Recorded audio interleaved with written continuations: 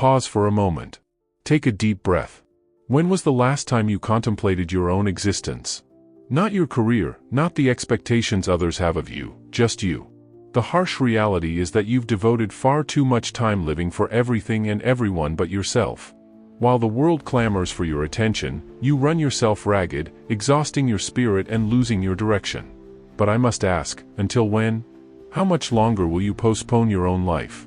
We exist in an era where the world's clamor is deafening.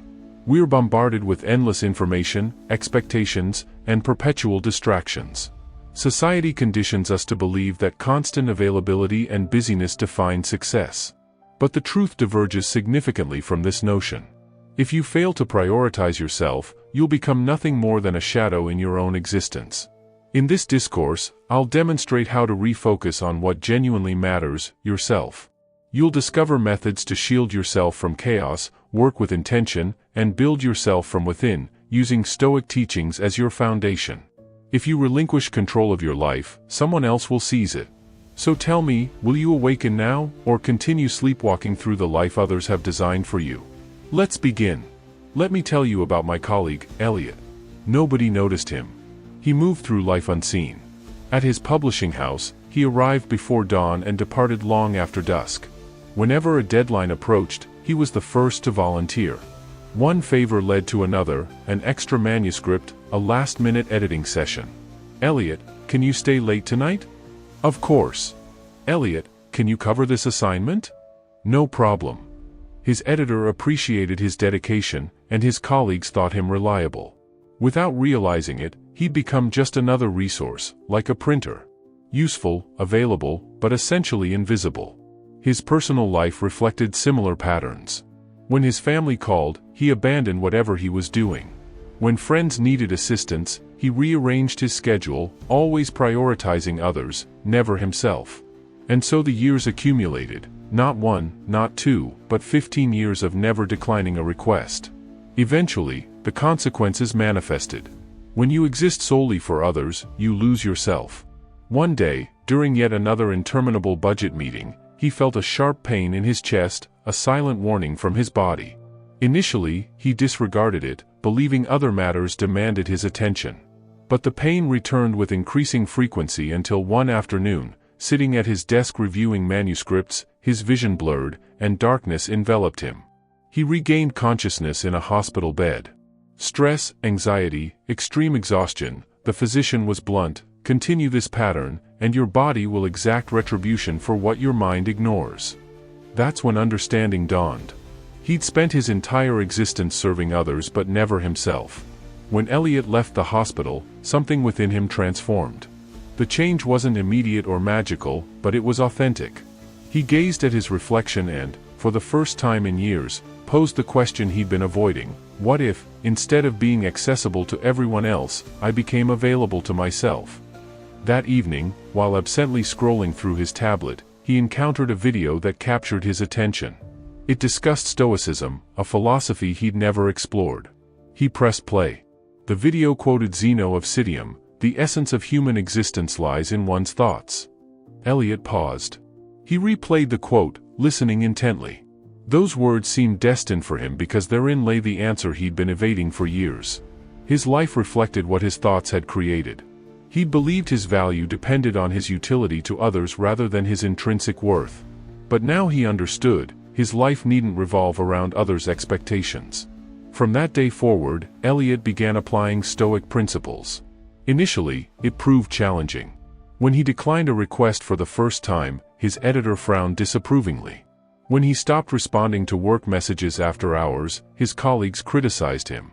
When he prioritized himself, some labeled him selfish. But for the first time, he remained unmoved by their judgment because he'd realized a transformative truth: if you don't prioritize yourself, you'll become everyone's option, except your own. Today, Elliot's life has fundamentally changed. He still works, yes, but at his own pace. He still assists others but without sacrificing himself. He's made himself a priority and, in the process, discovered something profound. When you're at peace with yourself, you can contribute more without self-destruction. This narrative isn't exclusive to Elliot. It represents thousands who've forgotten something fundamental: their lives belong to them. So I ask you, how often have you agreed when you wanted to refuse? How often have you relegated yourself to second place out of fear of disappointing others? If this resonates with you, remain with me, because we'll dismantle this mindset. You'll learn to prioritize yourself, shield yourself from chaos, and reclaim control of your life. Because, my friend, no one else will do it for you. Imagine awakening in the morning and, before your brain fully engages, you're already scrolling through your phone. Notifications, messages, insignificant news, brief videos you won't recall watching 5 minutes later. 5 minutes become 10, and before you realize it, half an hour of your day has vanished, consumed by cat videos and celebrity gossip. And this pattern doesn't just occur in the morning. Throughout the day, whenever you have a free moment, you reach for your phone. When eating, walking, even in the bathroom, you can't bear to be alone with your thoughts for a single moment. My friend, I regret being the bearer of this news, but your mind has been hijacked.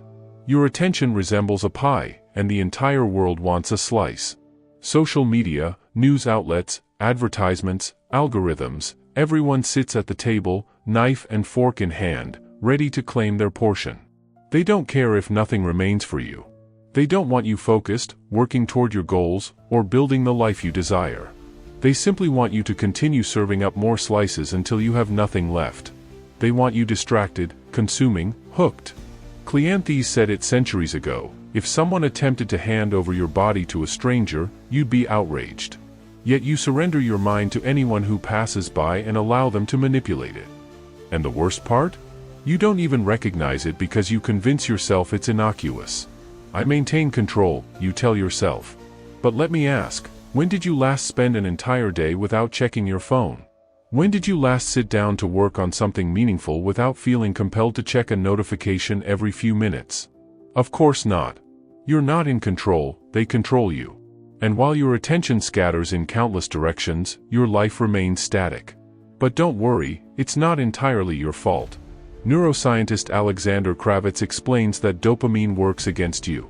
Every notification, every short video, every piece of trivial information you consume activates the same neural circuits as addiction. And like any addiction, it strips you of autonomy. The problem is that your brain adapts to instant gratification. The faster you receive a reward, the harder it becomes to focus on tasks requiring effort. Have you ever attempted to read, work, or learn something new, only to find yourself checking your phone unconsciously? That's how they steal your control. It's not that you lack discipline, you've been conditioned to lose sustained focus on what truly matters. So do you want to see results in your life? Do you want to focus on yourself? Then you must reclaim your mind.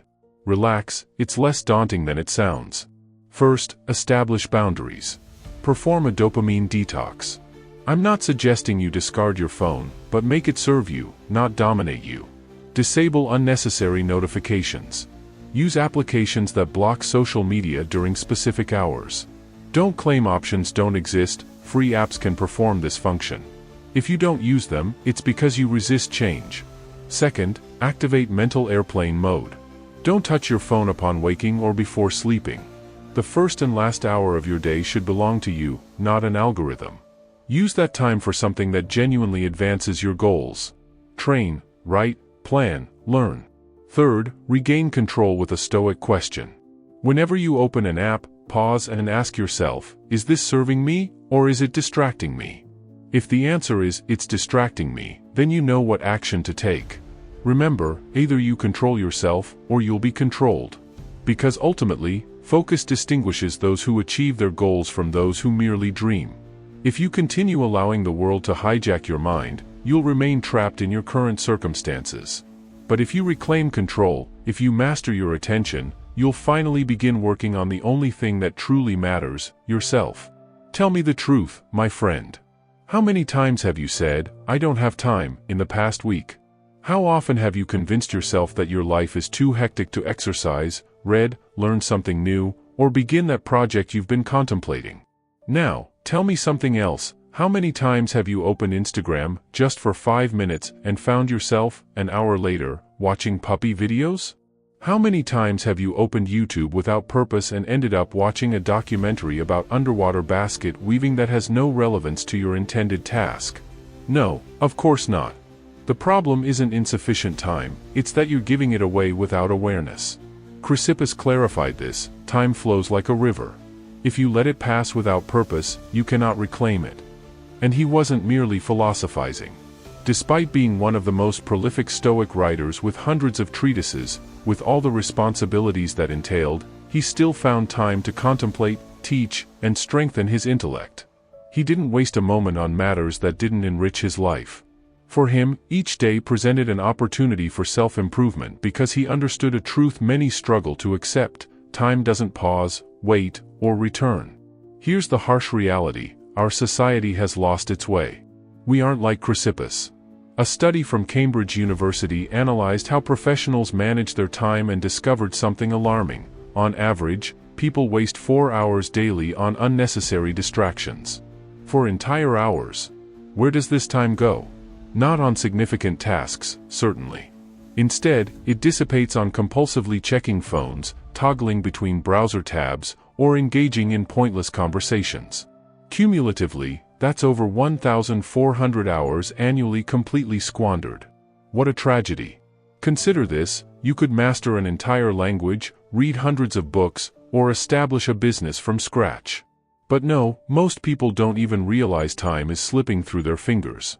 And when they look back, they wonder why their lives remain static. If you want to accomplish something meaningful, you must take control of your time once and for all and focus exclusively on yourself. Now imagine you decide to learn woodworking because you know mastering this craft will unlock new opportunities. It could allow you to work independently and perhaps even launch your own studio. You begin enthusiastically, find an excellent course, enroll, and that's when complications arise. You finish work exhausted. You arrive home, consider starting the course, but decide to rest briefly first. You grab your phone, watch several videos, become distracted, and suddenly the night has vanished. Another day without progress. This is where you need a genuine strategy to stop wasting time and start maximizing it.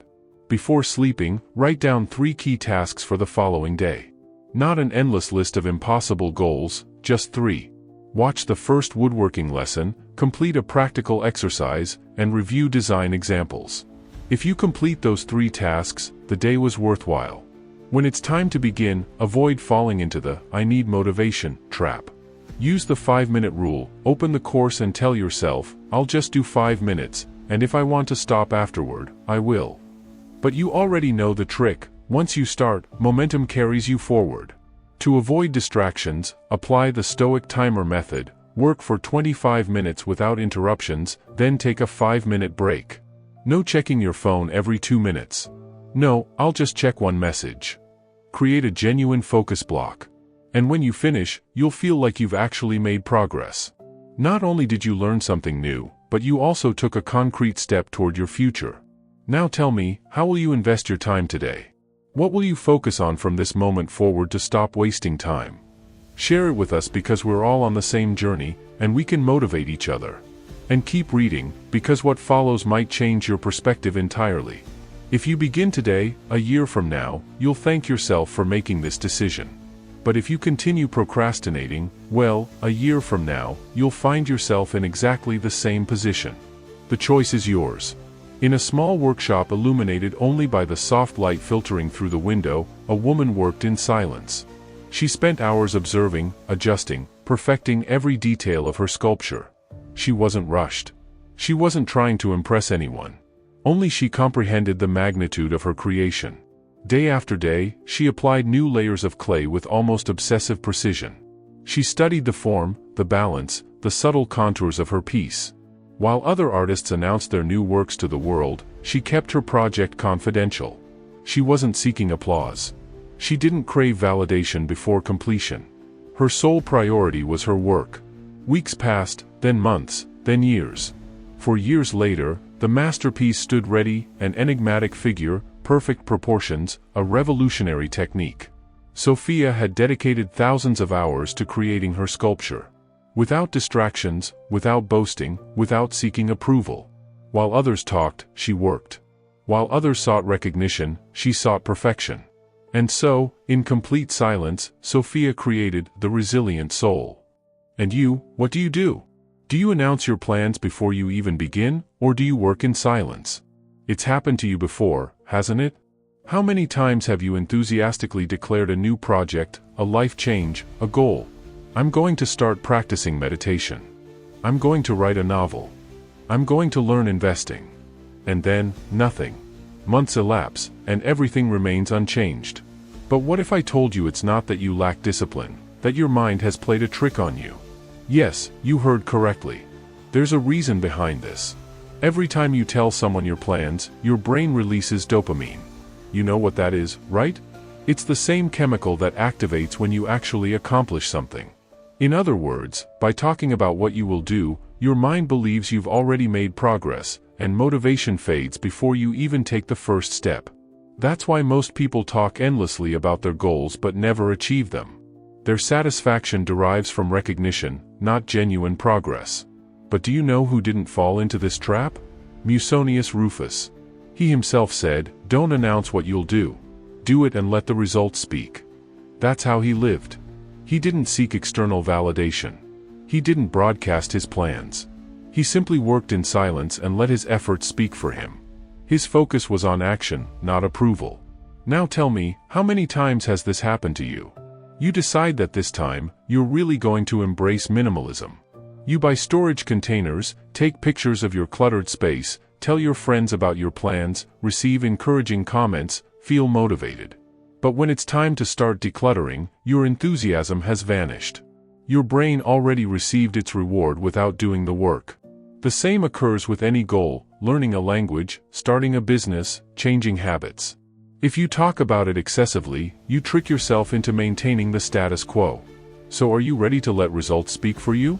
First, enter stealth mode. Don't discuss what you're going to do, talk about what you've already accomplished. Instead of announcing you're going to write a novel, write in silence and let someone discover your finished manuscript one day. Instead of telling everyone you're transforming your body, let them notice it without explanation. Next, use micro-rewards. It's natural to desire motivation during the process, but find private gratifications. Celebrate internally when you complete a week of discipline, when you make progress on your project. The satisfaction of witnessing genuine progress far exceeds empty applause. Finally, apply the mirror test. Before seeking external validation, look at yourself and ask, did I actually make progress today? If the answer is yes, you don't need others to know. If the answer is no, then your only course is to take action, not talk. My friend, ultimately there are only two paths: talking or doing. Stop telling the world your plans. Work diligently, focus on yourself, and the results will follow. Imagine your success in life depended 95% on the people with whom you spend the most time. Sounds extreme, right? Well, a study from Oxford University proved precisely that. Your social circle constitutes one of the most decisive factors for achieving success. And when you consider it, it's not that surprising. Picture this: if your friends only discuss how terrible everything is, the drama of the week, and how unfair life is, it's merely a matter of time before you become the champion of pessimism. And this isn't mysterious, it's science. Our brains adapt their thinking patterns to what they hear most frequently. And if those closest to you have never attempted to step outside their comfort zones, what do you think will happen to you? Aristo of Chios recognized this well: we become those with whom we associate. Now imagine Aristo in ancient Greece, surrounded by individuals who only cared about festivities, spending money recklessly, and inventing excuses to avoid developing their minds. Do you think he would have become the great philosopher we recognize today? No, certainly not. The people around us shape us, for better or worse. Philosopher Thomas Masterson puts it simply: surround yourself with philosophical giants, not intellectual dwarfs. And no, we're not discussing physical stature but mental greatness. Surrounding yourself with people who possess vision, ambition, and the drive to improve will transform your life. People who challenge you, inspire you, push you to excel. Conversely, surrounding yourself with individuals who have no goals, no curiosity, and no desire to grow is like tying a boulder to your ankle while attempting to swim. Now place yourself in this situation: you've decided to improve your life. You've established clear goals and want to progress. But every time you try to change, your environment holds you back. You mention starting a meditation practice, and they respond, don't overthink it. Life is meant to be enjoyed.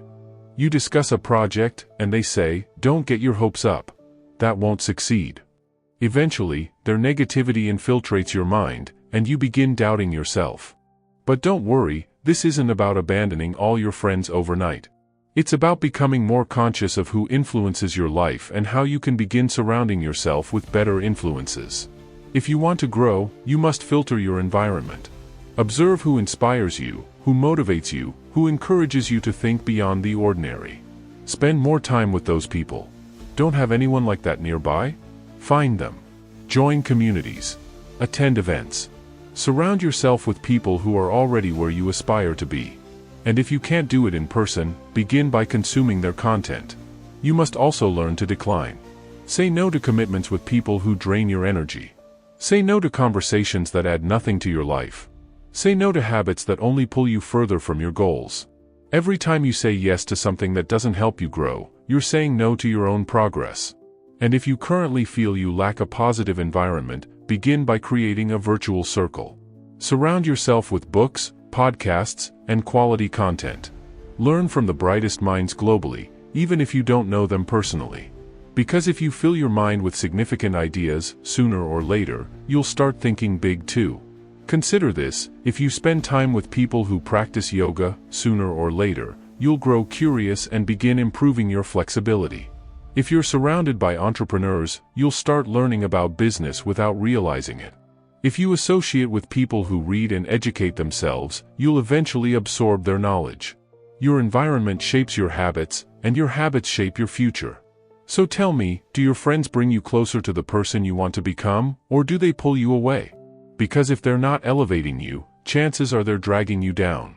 Don't wait for others to change before you start focusing on yourself. Be your own priority and build an environment that propels you forward instead of keeping you stagnant. Imagine your mind is a desk, a space where you're supposed to work, think, and create. But now imagine that desk is buried under clutter. Stacks of papers, old receipts, empty coffee cups, sticky notes with tasks that no longer matter. There's no space to move. You can't find anything. And worst of all, you feel overwhelmed before you even begin working. That's exactly how your mind functions when it's overloaded with useless information. Every time you consume alarmist news, social media complaints, meaningless gossip, bam! Another piece of paper on your mental desk. Crash! Another pile of emotional clutter occupying space. Plop! A new worry lands in your mind, one that isn't even yours. And then you wonder why you can't focus on what truly matters. My friend, your mind resembles a desk after a hurricane, and you haven't even realized it. The problem is that you don't notice how much noise you're allowing in. You think staying informed about every political scandal, every global crisis, and every social media debate makes you more knowledgeable, more aware, more intelligent. But let's be honest, does it actually help you? Or are you just filling your head with worries you can't solve while neglecting the one thing you can control, your own life? Hierarchs understood this well. Wealth consists not in having great possessions but in having few wants. The richest person isn't the one who has the most but the one who needs the least. And this doesn't apply solely to material things, it applies to your mind as well. The more unnecessary desires you accumulate, the more noise you create in your head.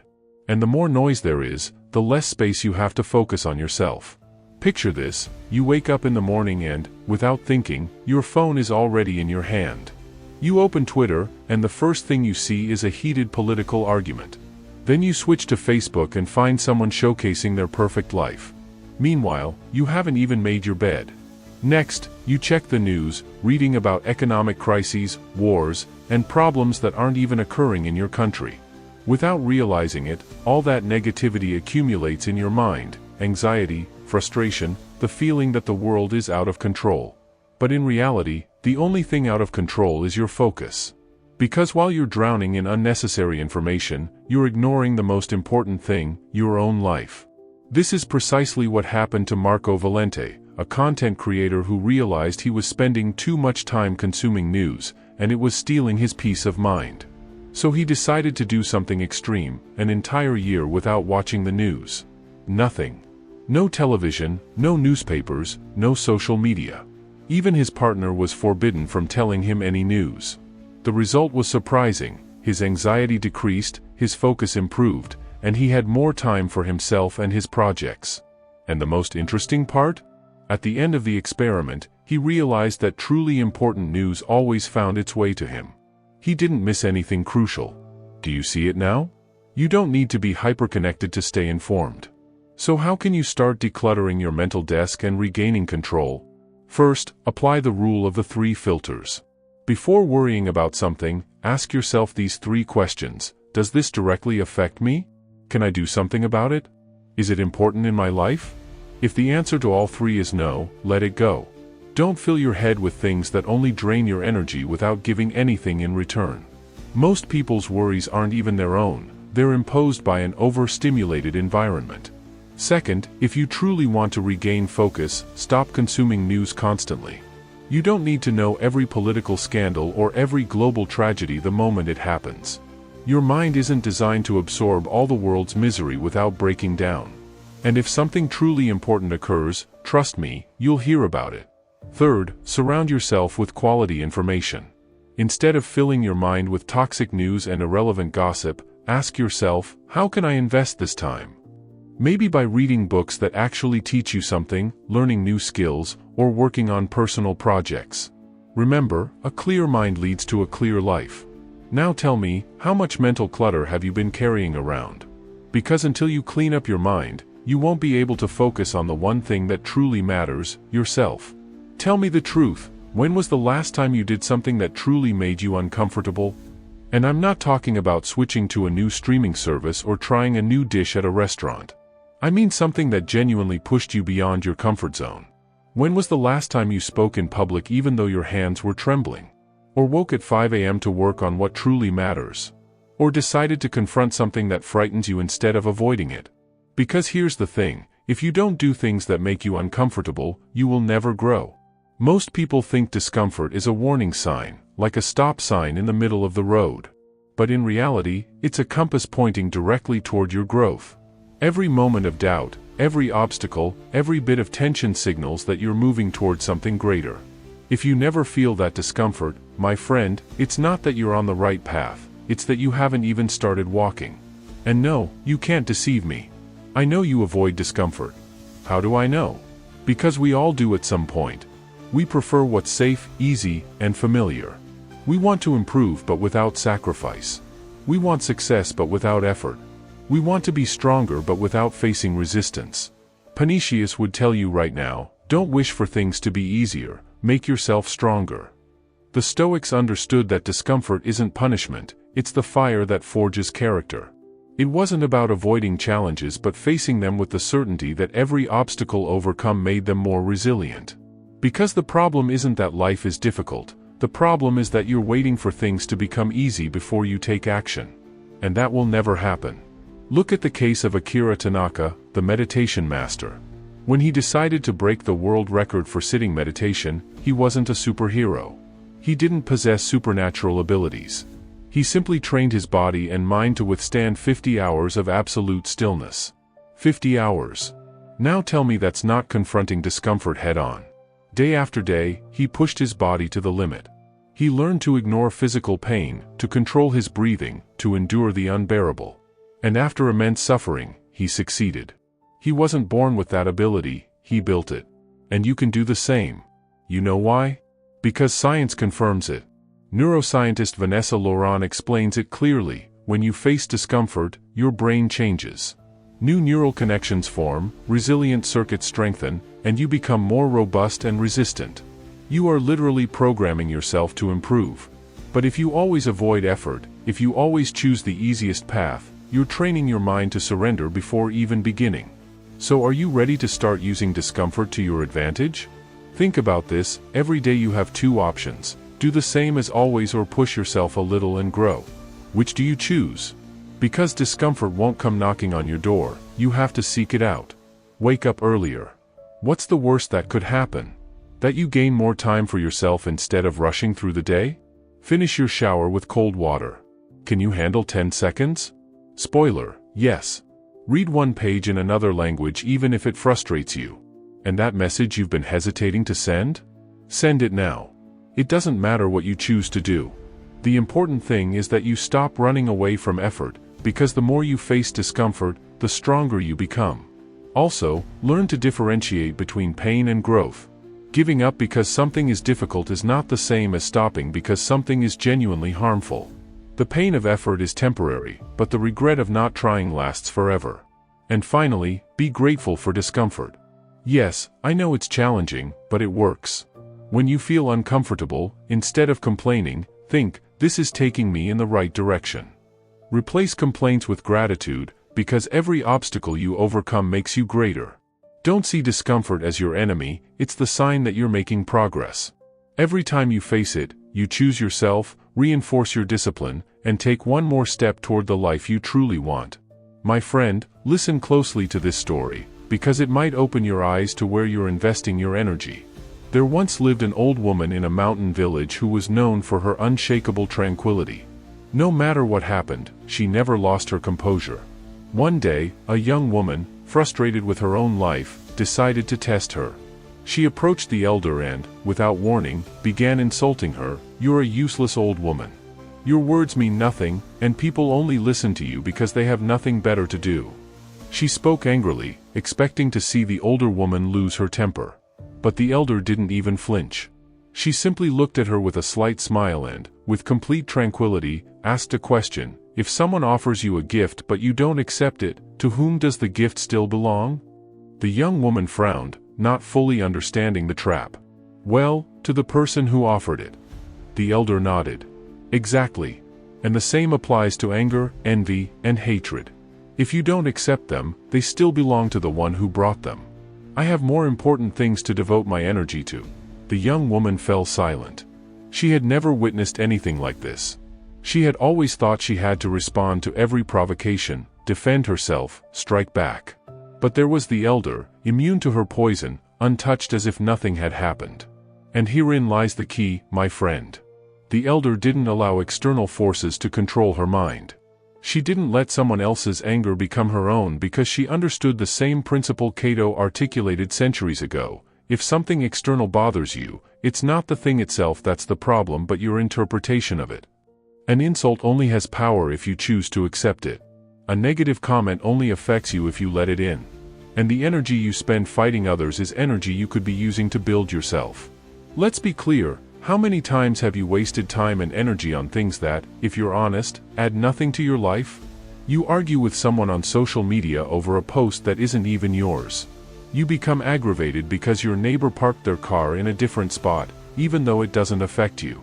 You allow a broken elevator to ruin your day because you have to take the stairs, even though that extra movement might actually benefit you. And then, when it's time to focus on what truly matters, you have no energy left. Imagine your attention is like a flashlight. Wherever you point it, that's where your energy flows. If you spend your day shining it on minor problems, pointless arguments, and meaningless worries, you'll exhaust your light for what truly matters. So if you want to become your own priority, you must start managing your energy like what it truly is, a limited resource. First, apply the 30-second rule. Before reacting to something, stop, breathe, count to 30. Ask yourself if it's really worth spending your time and energy on it. If the answer is no, continue with your life. Second, practice strategic indifference. Ignoring isn't weakness, it's intelligence. Not everything deserves your response. Not everything deserves your reaction. If someone provokes you, if something irritates you, ask yourself, do I really need to engage with this? Most often, the answer will be no. And third, learn to let go. If something won't matter in 5 years, don't spend more than 5 minutes worrying about it. Seriously, stop and consider how many times you've stressed over things that, days later, you don't even remember. Life is too brief to waste energy on the irrelevant. Now think about this: if your energy were cryptocurrency, what would you invest it in today? Because if you keep spending it on arguments, complaints, and distractions, when the time comes to focus on yourself, you'll have nothing left. Ah, my friend, being alone. Frightening, isn't it? But what if I told you it's the secret employed by some of history's greatest minds? It's not complicated. It doesn't require innate talent. Yet most people can't do it. Ada Lovelace understood this perfectly. It wasn't just her intelligence or her ability to innovate. Her true secret was solitude. She spent hours in deep introspection, without distractions, without external noise. And it was in those moments that some of her greatest ideas emerged. Lovelace knew one thing for certain: the mind is sharpest and most creative in uninterrupted solitude. Now let me ask you, when was the last time you were truly alone? And I don't mean just being away from people, I mean being without distractions, without your phone in hand, without music, without filling every second with noise. The problem is that most people don't know how to be alone. And worse, they flee from it as if being alone would awaken some dark version of themselves. As if they were Dr. Jekyll, terrified that their inner Mr. Hyde might take control. But the truth is, there's no monster inside you. There are only aspects of yourself that you've been avoiding. And perhaps it's time to bring them into the light. Think about it: if you don't enjoy your own company, how can you expect others to? The Stoics understood this centuries ago. Diogenes of Babylon was clear: nothing is more powerful than a mind that relies on itself. What did he mean? That if you constantly need validation from others, if you can't bear silence, if you're afraid to face your own thoughts, then you're not free. You're a prisoner of distraction. And this isn't an exaggeration. A study from Vienna University proved it in the most startling way possible. They gathered a group of people in a room and gave them two choices: stay in silence, completely alone with their thoughts for 15 minutes, or administer electric shocks to themselves.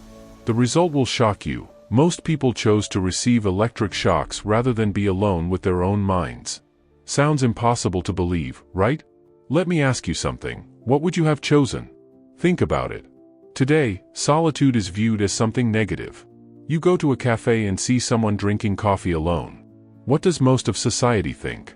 Poor thing. They must be lonely. But what if that person isn't missing out? What if they're actually experiencing something profound that others are too afraid to try? Society has conditioned us to believe that being alone equals loneliness. But there's a vast difference between solitude and loneliness. Loneliness is the painful feeling that something is missing. Solitude is the deliberate choice to be with yourself, to understand yourself, to build yourself from within. Marcus Aurelius wrote in his journal, "People seek retreats for themselves in the countryside, by the seashore, in the mountains.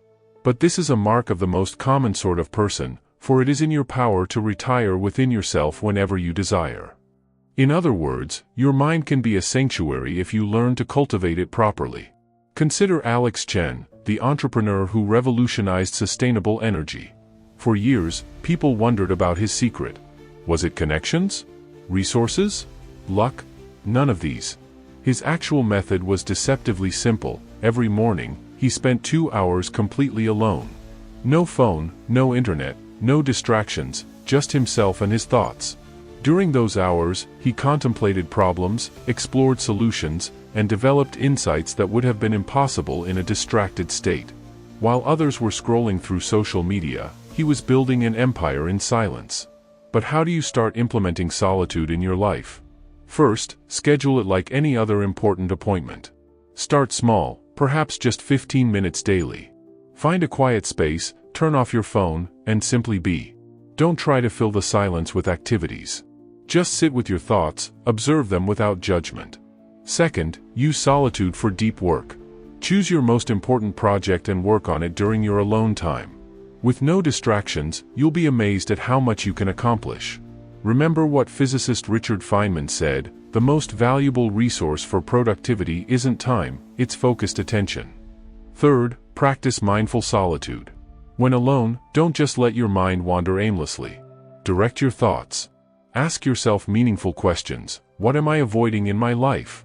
What would I do if I weren't afraid? What legacy do I want to leave? The answers might surprise you. My friend, I challenge you to try genuine solitude this week. Not isolation, not loneliness, but intentional time with yourself. Because the greatest relationship you'll ever have is the one with your own mind. And if you nurture that relationship, everything else will follow. Remember, the world is loud. Everyone is shouting for attention.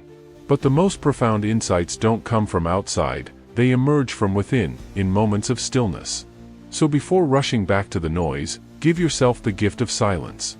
As Epictetus wisely noted, if you want to improve, be content to be thought foolish and simple with regard to external things. Now, as we conclude this discourse, let me ask you one final question. What will you do with this knowledge?